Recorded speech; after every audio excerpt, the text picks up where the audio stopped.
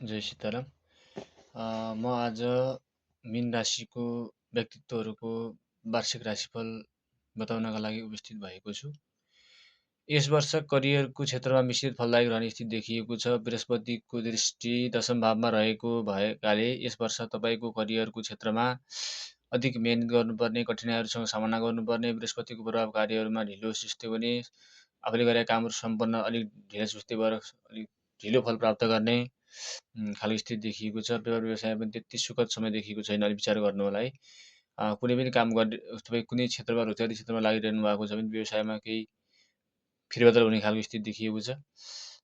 त्यसमा एकदम ध्यानपूर्वक अगाडि बढ्नु होला। कुनै पनि कामहरू बाधा अड्चन आउने खालको स्थितिहरू पनि बनेको छ। जन्मअनुसार रेवती हो भने अत्यन्त मिहिनेत गर्नुपर्ने स्थिति रहेको छ। मिहिनेत अनुसारको नतिजा पनि प्राप्त गर्ने खालको स्थिति देखिएको छ। शनिको प्रभाव पनि केही मात्रामा देखिएको छ। शनिले अलिकति केही हजुरलाई कामहरूमा ढिलासुस्ती गर्ने, आफूले आँटेका ताकेका कामहरू नहुने, समस्याहरूसँग एकदम सामना गरेर हिँड्नुपर्ने स्थिति आएको छ।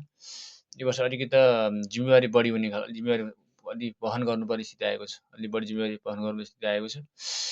शारीरिक रोगहरू आउने खालको समस्या देखिएको छ। सामान्यतया स्वास्थ्य समस्याहरू आउने खालको दीर्घकालीन समस्या छन्, त्यो समस्याहरू चाहिँ अझ केही बढ्ने खालको स्थिति अलिक विचार गरेर अगाडि बढ्नु होला।